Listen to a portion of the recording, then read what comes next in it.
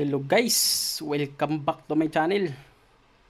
So ngayon guys ay tataya tayo sa laban ni Tank Dibis versus Lamont Trots. So paano ba tumaya dito?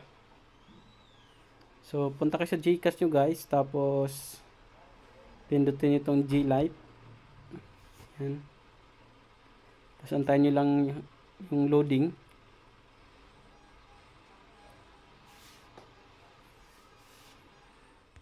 So pagdating nyo dito,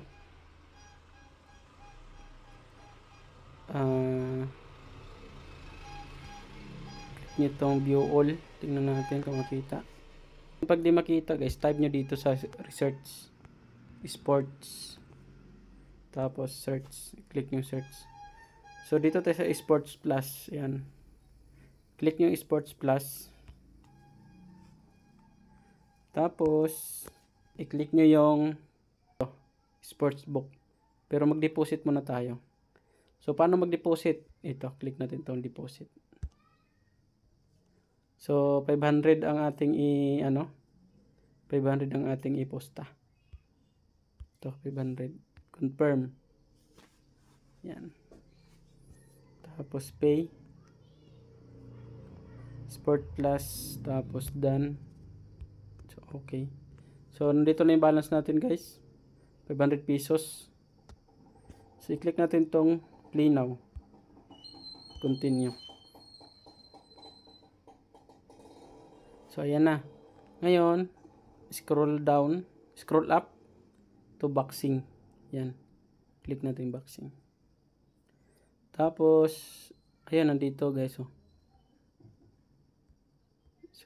Derbon Tank Dibis versus Lamont Trots. So March 2, Sunday, 11 AM guys.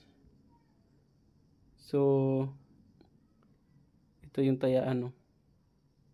So ang gusto kong tatayaan niya guys ay click natin to, click natin to. Dito tayo sa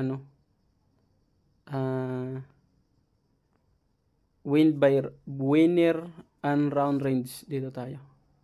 So mostly guys dito si Davis na nanalo sa 7 to 9 by knockout.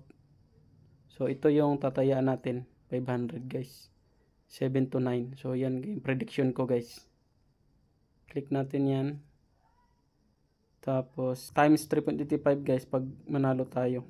Kung tama yung prediction natin na manalo si Davis sa round 7 to 9. So set stake, check na yan si stake. So 500 all in natin. Tapos place bet. So pag manalo ako, so 1,425 pesos panalo ko sa 500. So okay, click. So successful. So meron na tayong taya dito. So sana guys manalo, update ko kayo. Sana manalo si Davis by round 7 to 9. So yun lang.